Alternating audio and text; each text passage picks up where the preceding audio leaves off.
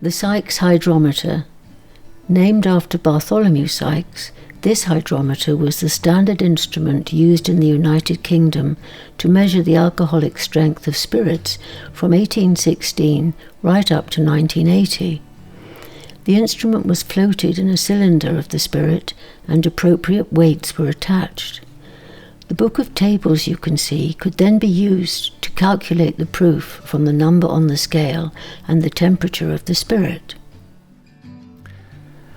A silver basket.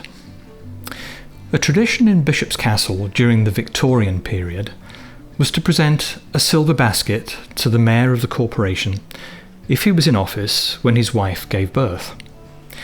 This example was presented to Alderman Arthur Greenhouse and his wife Annie on the birth of their child. Arthur Greenhouse was elected mayor in 1890 and re-elected a further 3 times.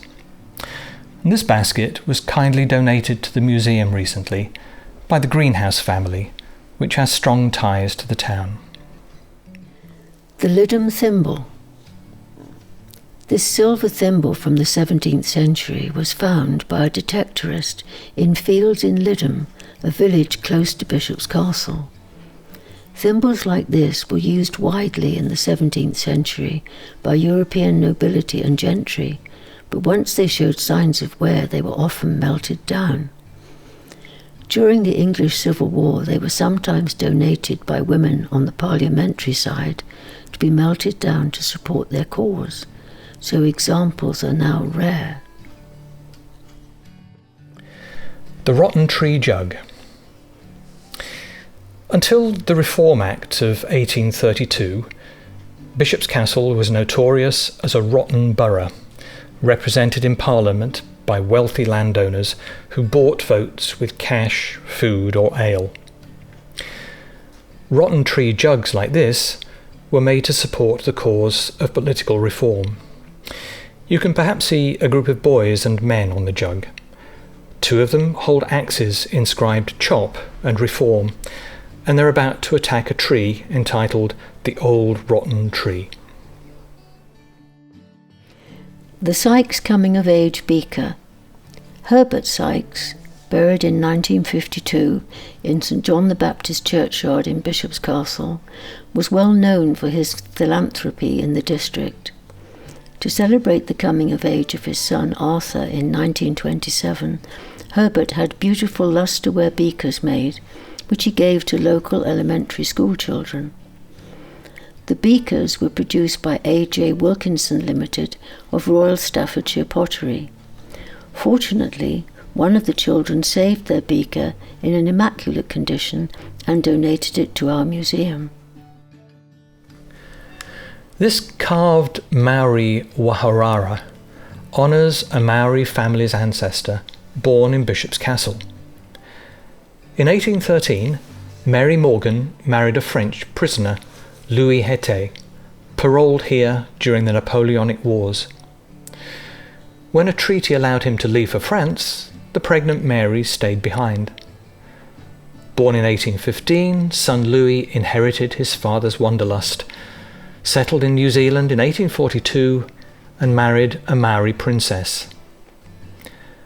Their descendants helped develop New Zealand's North Island, and 200 years after Louis' birth, they returned to honour their English mother. The workhouse wedding dress. The Clun Union Workhouse was built in Bishop's Castle in 1836. There were already poorhouses in Bishop's Castle and nearby Clun, but these were mainly for children, the elderly and the infirm. The new workhouse also supported labourers who'd fallen on hard times. This elegant wedding dress from the 1930s, with blue rayon, tiny waist and flowing neckline, was made by inmates at the workhouse, perhaps for another inmate or maybe a member of staff. The murder bottle. Bottle feeding was linked to occasionally fatal diarrhoea in infants in the late 1800s. This popular model, enabling the older child to feed at will, unusually bears the name of a Bishop's Castle chemist, David Edwards, and was probably retailed by him in the 1890s. He died in 1906, before the notorious label Murder Bottle was coined in the United States for this design, which was so difficult to clean, and before medics in England attempted to ban them in 1910. Everyday agricultural tools. Bishop's Castle lies in a predominantly agricultural area, and the museum has a large collection of the everyday agricultural implements used here over the centuries, including these two tools, a billhook and a sickle. Billhooks were often used for cutting woody plants such as small branches, for hedging and for snedding, and that is stripping the side shoots from a branch. Sickles, on the other hand, were typically used for harvesting grain crops or cutting forage for feeding livestock. A pair of child's clogs.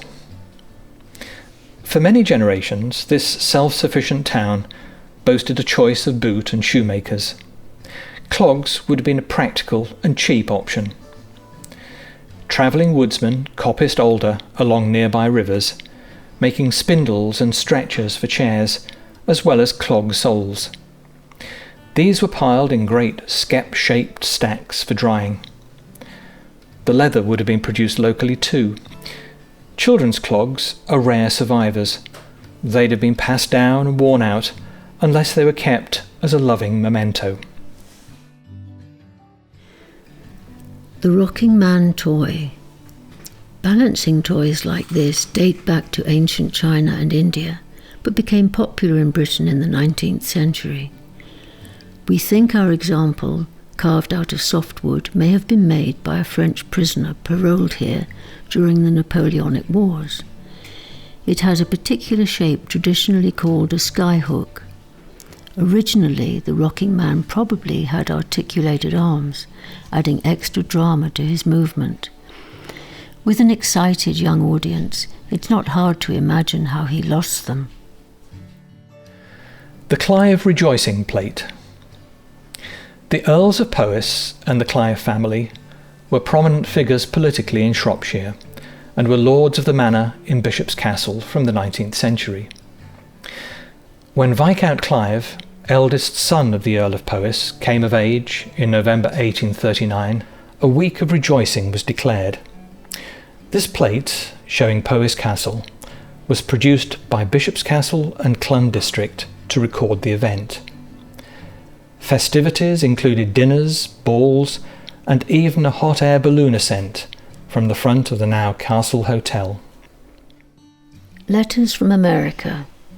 In 1841, William Byrd, a shoemaker and lay preacher, emigrated with his wife and 5 children from Bishop's Castle to Wisconsin in America.